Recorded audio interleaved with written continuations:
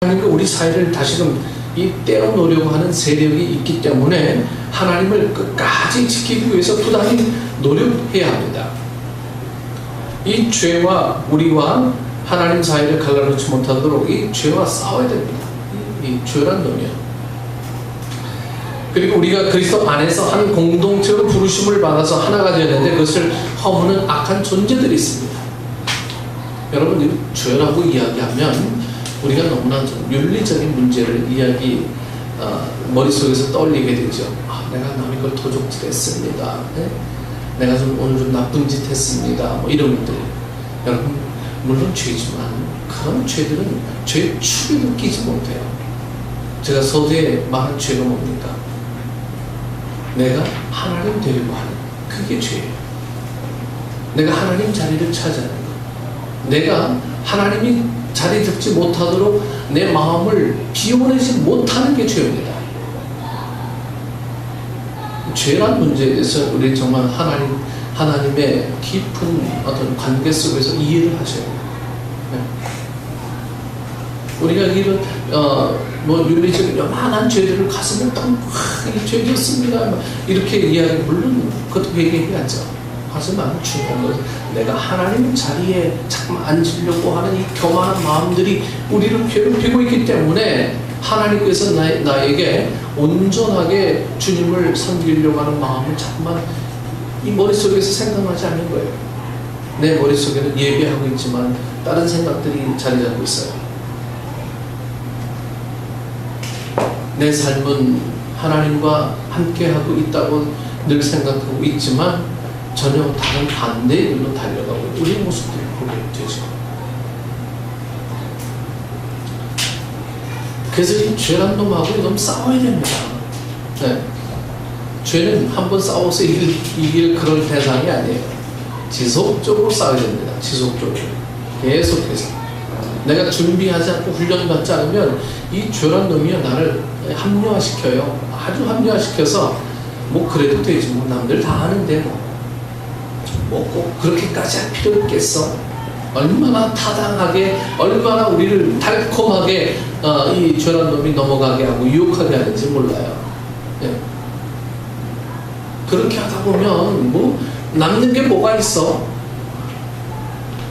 여러분, 얼마나 우리를 이 타당화시키고 얼마나 합리화시키고 이 믿음 생활이요, 코에 걸면 코걸이, 귀에 걸면 귀걸이가 되는 우리의 믿음 생활이 되는 줄 아십니까?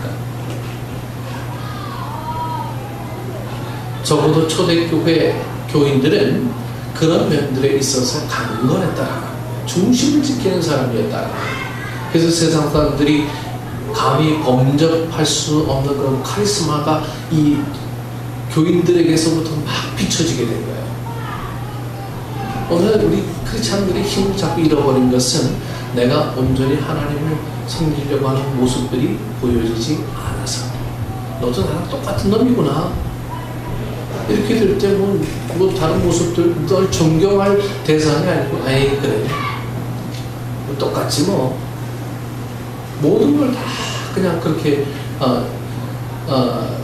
단편적으로만 보게 만듭니다.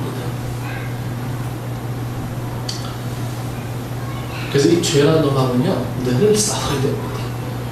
무릎을 참으면요 죄란 놈이 어느샌가 우리 점점 커져. 점점 커져가지고 이 자꾸만 우리 입술에서 자꾸만 이 부정적인 얘기가 자꾸 나가게 되고, 꼭 합리적인 얘기는 자꾸 나가게 되고, 이렇게 되는 거죠. 기적이란 건 도대체 내 입에서 나갈 수가 없어요. 네. 섬긴다고 하는 건 도대체 내 속에서 올라오다가 그냥 쑥 들어가요. 올라오다 쑥 들어가요. 그래요. 우리가 그리스도 안에서 한 공동체로 부르심을 받아 하나가 되었는데 그것을 허무는 약한 존재들이 있어요.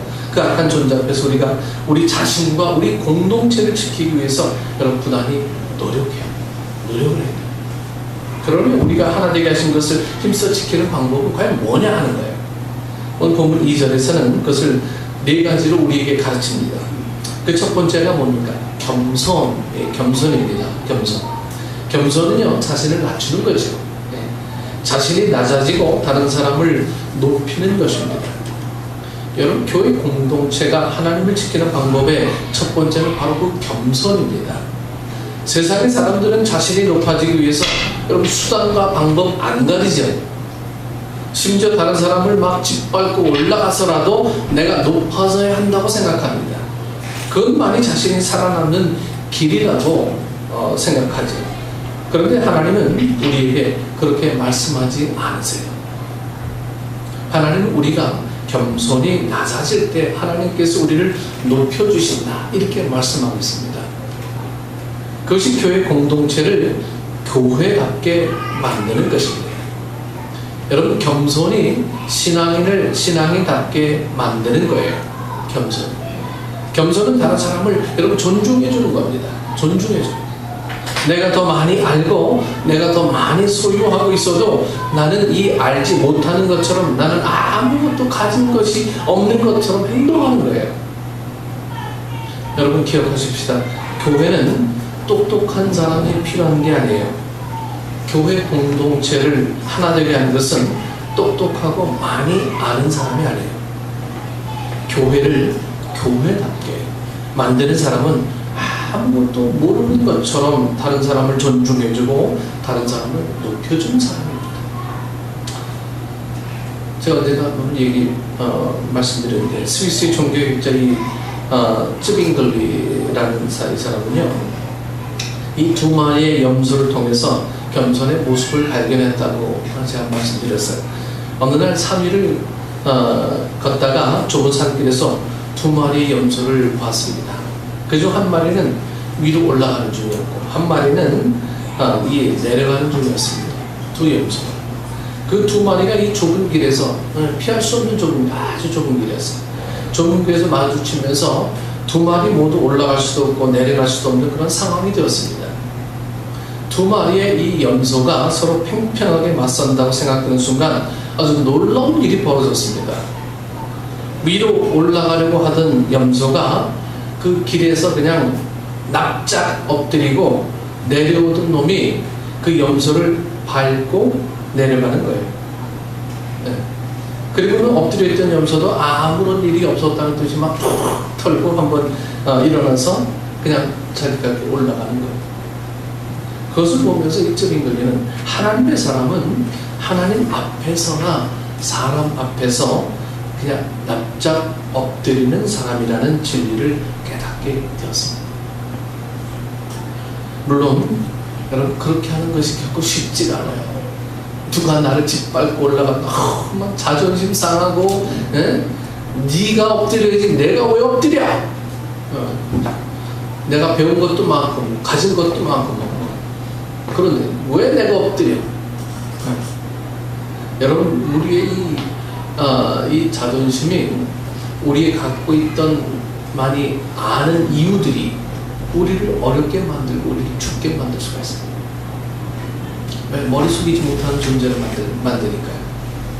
그래서 우리 모든 목적을 중요하게 여기는 사람이 결국 성공합니다. 하나님의 영광을 위해서, 하나님의 나라를 위해서 살아가는 모든 목적을 갖고 있는 사람은 우리의 자존심을 넘고, 그리고 모든 사회의 그 전체적 균형을 맞추기 위해서 노력하는 사람이다라고 하는 거예요. 노력하는 사람. 여러분, 쉽지 않은 일이기에 겸손함이 얼마나 귀한 것인지를 알게 됩니다. 그리고 그렇게 겸손한 자에게 하나님께서는 은혜를 베푸신다고 말씀하셨습니다. 교회는 결코 쉽지 않지만 누군가가 나를 짓밟고서라도 건너갈 수 있도록 자신을 납작 엎드리는 사람을 통해서 하나님을 지켜낼 수가 있습니다. 맞서 싸우면 하나님의 뜻을 이룰 수 없을 뿐더러 모두에게 다 손해가 되고 고통만 남게 됩니다. 네. 둘 중에 하나는 죽어야지 내가 올라가든 네가 내려가든 할 거다. 한번 겨뤄보자. 두 놈 다 아마 다 떨어질 수도 있을 거예요. 네. 교회의 하나됨을 지켜낼 수 있는 두 번째 요소는 온유입니다. 온유. 갈라디아서 5장에서는 온유가 성령의 열매라고 말씀합니다. 온유라는 것은 내적으로는 어떤 깊은 이해심이고 다른 사람을 향해서는 정중함입니다. 정중함. 어느 한편으로 치우치지 않고 바른 길에 서 있는 모습이고 자신의 생각이나 마음 또는 이 본능적인 이 욕구 등을 스스로 자제하는 것을 말하죠. 여러분, 화가 나는 상황에서 화를 내는 것이 하나님의 뜻을 이루는 것이 아니라면 우리의 분노를 절제하고 여러분 모두 가만히 있을 때 분노하는 것이 이 죄악을 막고 하나님의 뜻을 이룬다면 분노할 수 있는 것이 온유입니다. 결국 자신의 사적인 이익이나 감정에 따라 행동하지 않고 오히려 하나님의 뜻을 이루기 위해서 자신이 서야 할 자리를 바르게 찾아가는 것이 온유입니다. 온유. 세상은 그렇게 사는 것은 어리석은 짓이라고 말해요. 왜 그렇게 당하고만 사냐? 어리석게. 너 바보 아니야? 네 것 제대로 찾아먹지도 못하고. 세상은 이렇게 이야기해요. 자신의 이익 앞에서는 큰 소리를 내야 하고 다른 사람이 나서지 않는 일에 먼저 나서다가는 좀 곤욕을 당할 수 있다고 가르칩니다. 그러나 성령 안에서 온유한 사람은 자신의 이익 앞에서는 잠잠하고 다른 사람을 위해서는 손해를 보고 핍박을 받는다 하더라도 앞장서는 사람입니다. 결국 교회를 교회답게 만드는가, 교회되게 만드는가, 이 교회 공동체 하나됨을 지켜낼 수 있는 온유가 바로 그런 모습입니다. 그런 모습입니다. 때로는 자신의 목소리를 좀 감춰야 될 필요가 있어요. 하고 싶은 말이 있어도 참을 수 있어야 합니다. 특별히 자신의 이익이나 자신의 자존심에 관련된 것일수록 더욱 잠잠해야 합니다. 그것이 온유한 사람의 모습입니다. 오늘날 교회를 어지럽게 만드는 것은 교회 안에 너무 쓸모없는 말이 많기 때문이라고 저는 봐요. 쓸모없는 말들. 자신과 관련된 일에 대해서는 결코 물러서려 하지 않습니다. 자신의 자존심을 거꾸려 하지 않아요. 교회 하나됨을 지켜내는 세 번째 요소는 오래 참음입니다. 오래 참음. 여러분, 오래 참음이라는 것은 죄인을 대하시는 하나님의 성품이에요. 그리고 그것이 우리 안에서 나타날 때는 성령의 열매입니다. 성령의 열매라는 말은 이 성령의 도우심으로 열매 맺혀지는 것이라는 뜻이죠. 여러분, 내 인내로 참는 게 아니에요. 하나님의 도우심으로, 성령의 도우심으로 인내하는 것이 오래 참음입니다. 저도 이제 화를 낼 때가 가끔 있거든요. 근데 화를 내고 난 뒤에는 늘 후회해요. 화내고 나서 늘 후회해요. 그때 참을걸. 여러분, 대부분이 다 그렇죠. 대부분. 화내고 내가 화 잘 냈다 이렇게 생각하는 경우는 거의 드뭅니다. 화 시커 낸 다음에 돌아가서 화를 내요. 이제 후회합니다. 그게 화 안 내야 되는데 이 화가 이게 뭔지 그냥 막 절제도 안 되고요. 참을 수 없는 뭔가가 내 속에서 막 치밀어 올라가지고 막 이렇게 되잖아요. 우리가 그걸 컨트롤할 수 있는 것은 내가 못해요. 내가 할 수가 없습니다. 내 안에 계신 예수님께서 참아라. 네.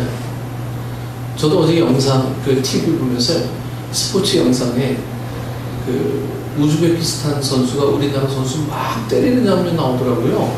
아니, 저 바보 같은 거 좀 막고 있어. 그냥 발로 걷어차든지 귀를 물어 뜯든지 그냥 막 코를 물어 뜯든지 뭐 해야지. 근데 참고 막고 있더라고요. 이렇게 보니까 그 선수가 1년 선수 자격 정지되고 감독도 뭐 자격 정지고 막 그런데 우즈베키스탄 선수 감독하고 그 선수가 결국 참는 게 잘했다 이렇게 결과적으로 얘기하는 모습을 보면서 참 이 오래 참는다는 게 참 이게 어디까지냐 하는 문제를 우리는 고민하지 않을 수 없죠. 하지만 오래 참는 문제는 우리는 예수님에게서 배우셔야 돼요. 7번이라도 70번. 여러분, 이건 이제 횟수를 의미하는 건 아니잖아요. 무한히 참아라. 무한히 참아라. 왜? 하나님께서 우리에게 베푸실 더 큰 은혜가 있기 때문이다. 여러분, 하나님의 은혜를 보지 못하는 사람은 지금 당장 내 거 다 풀어내버려요. 그럼 후회하잖아요. 하나님은 우리가 죄인 되었을 때 우리가 지은 죄에 대해서 곧바로 벌하지 않으셨습니다. 우리가 회개하고 돌아올 때까지 하나님의 은혜를 아는 사람으로 세워질 때까지 참고 또 참으셨어요. 그렇게 우리가 하나님의 자녀가 될 수 있었고 교회 공동체에 들어올 수 있게 되었습니다. 여러분, 하나님은 우리를 얼마나 참으셨는지 아세요? 현대를 살아가는 사람들의 특징 가운데 하나는 이 조급함입니다. 조급함. 현대인의 중병 가운데 하나가 이 조급증이라는 병이죠. 조급증. 네. 너무 빠르게 변해가는 세상에 살아남기 위해서는 이 조급해져야 한다는 강박관념에 사로잡혀 살아가고 있어요. 그러나 이 조급함이 여러분 우리의 영혼을 파괴하는 무서운 병이라는 사실을 우리가 잊지 말아야 됩니다. 우리 시대 최고의 영성신학자 중에 한 명은 리차드 포스터는 조급함이 마귀적인 것이 아니라 바로 마귀다라고 규정을 했어요. 조급함은 마귀적인 게 아니라 조급함이 바로 마귀다 이렇게 얘기하고 있어요. 조급함은 결국 하나님의 뜻을 이룰 수가 없습니다. 조급함에 사로잡히면 우리는 하나님의 뜻을 분별할 수가 없어요. 교회 공동체는 주인이신 하나님과 보복을 맞추며 가야 합니다. 이스라엘 백성들이 여러분 광야에서 그랬어요. 불기둥과 구름기둥이 한 곳에 머물면 이스라엘 백성들은 무한정 기다려야 했습니다. 구름기둥이 움직이지 않으면 이스라엘 백성들도 하나님의 뜻이 여기 머물라 그러나 보다. 그래서 그냥 텐트 치고 그냥 거기서 살았어요. 움직이면 우리도 움직이려나 보다 해서 움직였어요. 하나님께서 불기둥과 구름기둥으로 가라고 사인을 보내실 때까지 몇 날이고 몇 달이고 그들은 기다려야 했습니다. 그것이 신앙인의 삶이고 그것이 여러분 교회 공동체의 모습이어야 합니다. 너무 늦게 간다고 조급해하지 마십시다. 조급하게 가다가 하나님의 뜻을 그르치는 것보다 조금 천천히 가면서 천천히 하나님의 뜻을 이루어드리는 것이 훨씬 더 낫습니다. 그것이 교회의 하나됨을 유지하는 방법입니다. 저는 하나의 어떤 교회적인 개인적인 여러분들에 관한 목표는 여러분들이 정말 하나님의 사람으로 한 사람이라도 세워질 수 있으면 저는 목표의 성공이라고 봐요. 한 사람이라도 정말 여기서 하나님의 뜻에 맞는 하나님의 사람으로 세워지는 게 그게 목사가 해야 될 일이라고 봅니다. 그것이 하나님 앞에 부끄러워하는 일이고요. 그래서 여러분들은 이 교회의 하나됨을 유지하기 위해서 좀 하나님의 뜻이 뭔지 그냥 머물라 그러면 머물고요. 가라 그러면 가고. 네. 좀 이런 단순성이 있습니다. 내 것을 자꾸 퍼내는 연습을 하셔야 됩니다. 내가 나를 지배하려고 하고 내가 하나님 되려고 하는 모습들을 자꾸만 버려야 됩니다. 하나님이 내 속에서 나를 움직여 살아가시도록 자꾸만 우리를 그렇게 훈련시키는 작업으로 나를 몰아가야죠. 하나님이 나를 컨트롤하지 못하게 만드는 강한 뭔가 단절된 뭔가가 있다면 우리는 우리에게 이 족쇄 채워진 그 속에서 결코 벗어날 수가 없습니다. 교회 하나됨을 지켜내는 네 번째 요소는 용납입니다. 용납. 네. 여러분 사랑으로 용납해 주는 것입니다. 여러분 죽을 일 아니면 다 용납하세요. 네. 용납이라는 것은 그대로 받아준다는 뜻입니다. 교회는 다양한 사람들이 많이 있어요. 그들 가운데는 연약한 사람들도 많이 있습니다. 허물과 실수투성인 사람도 많이 있어요. 그런 사람을 그 모습 그대로 받아주는 것이 여러분 용납입니다. 용납. 하나님께서 우리를 그렇게 사랑하신 것처럼 우리를 사랑으로 용납하신 그 사랑으로 우리도 형제들을 용납해 줘야 합니다. 우리는 부부 싸움이나 뭐 싸움하는 이유 중에 하나가 너는 왜 내 뜻대로 안 따라줘 이거예요. 왜 내가 하는 대로 왜 안 따라가? 이러다 보니까 이게 문제가 많이 생겨나고 어려워지게 되죠. 그냥 용납해줘. 그냥 그분 나름대로 방식이 있고 나는 나름대로 방식이 있다.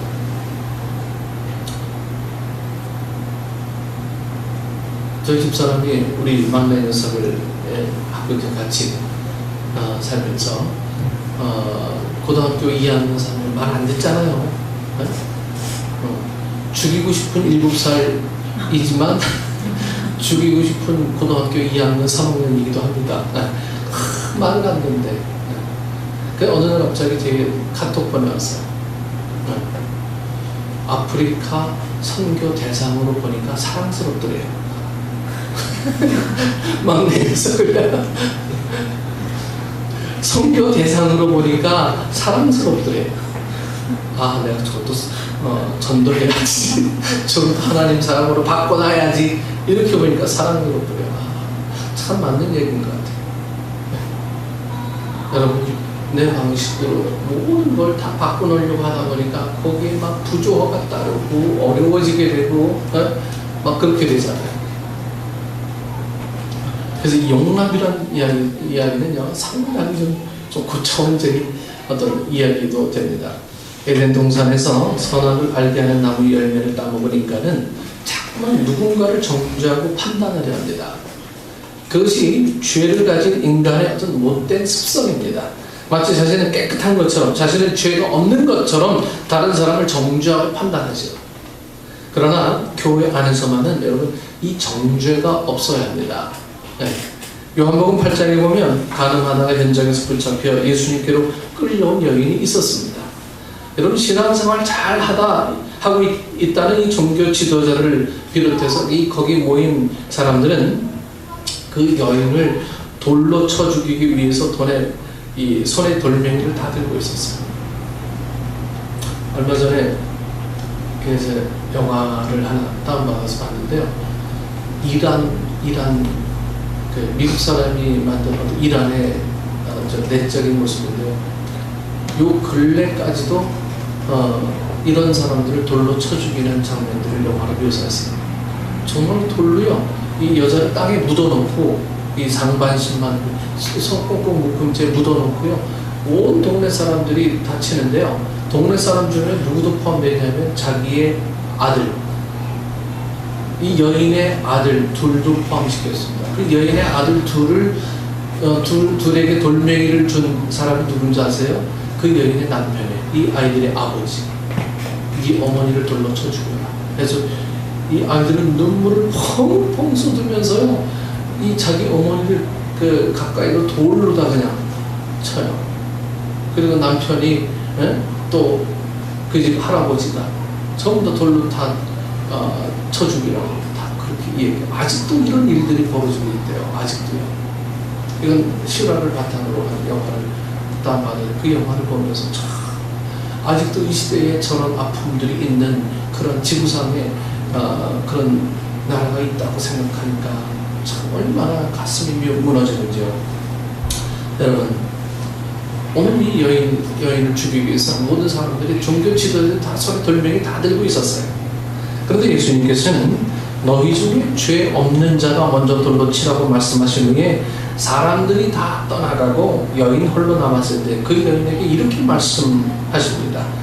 요한복음 8장 11절에 나도 너를 정죄하지 아니하노니 가서 다시는 죄를 범하지 말라. 우리가 볼 때 그 여인은 명백한 죄인입니다. 죄를 짓다가 현장에서 붙잡혔어요. 그런데 예수님께서는 그 여인에게 너를 정죄하지 않는다 이렇게 말씀하십니다. 그리고는 다시는 죄를 범하지 말라고 타이르시고는 되돌려 보내세요. 우리는 그런 예수님을 좀 본받는 사람들이 좀 돼야 됩니다. 좀 본받는다라고 하는 말 자체가 좀 두렵죠. 어떻게 본받을 수 있겠습니까? 감히 이 상상할 수 없는 그런 이야기들이잖아요. 우리가 어떻게 그렇게 할 수 있겠느냐. 하지만 그렇게 하기 위해서 주님을 항상 바라볼 줄 아는 시선들이 우리에게 있어야 된다라고 하는 거죠. 정죄하게 하지 말고 기도하고 격려함으로 그가 성숙한 사람으로 자라갈 수 있도록 도와주고 힘을 실어줘야 합니다. 우리 아이들이 다쳤을 때 어떤 놈이 그랬어 라고 찾기보다는 빨리 그 아이를 치료하는 게 급선무죠. 네? 우리는 늘 정죄 대상만을 찾기 위한 시선들이 우리에게 늘 있어요. 도대체 우리 아이를 어떤 놈이 그냥 가서 그냥 한 주먹에 이런 시선들이 우리에게 늘 숨어 있습니다. 우리 삶 속에. 여러분, 정죄나 판단으로는요 사람을 바꿀 수가 없어요. 참아주고 용납할 때 그를 바르게 세울 수가 있습니다. 하나님께서는 오늘 우리를 여러분 그런 사람들로 불러주셨습니다. 그런 사람들로. 우리를 부르심의 목적이 여러분 바로 거기에 있어요. 하나님의 교회를 하나 되게 만들기 위해서 겸손하게, 온유하게, 오래 참고 사랑으로 용납하는 사람들이 되어야 합니다. 그렇게 사는 것이 우리를 부르신 하나님의 뜻에 맞추어 사는 거예요. 우리 교회가 하나님께서 원하시는 교회가 되기 위해서는 여러분 우리가 그런 사람들이 되어야 합니다. 우리가 그런 사람들이요. 그럼 그런 우리와 우리 교회를 바라보시는 하나님의 얼굴에 좀 미소가 좀 가득하지 않을까 생각해요. 네. 어제 우리 집사님 한 분으로부터 초콜릿을 받았어요. 우리 집사님도 초콜릿 받고 난 저희가 그런 단어 쓰는지 몰랐어. 마음이 따뜻해졌어요. 네, 마음이 따뜻해졌어요. 네. 여러분 이 초콜릿이 뭐 따뜻합니까? 네. 초콜릿 달콤하잖아요.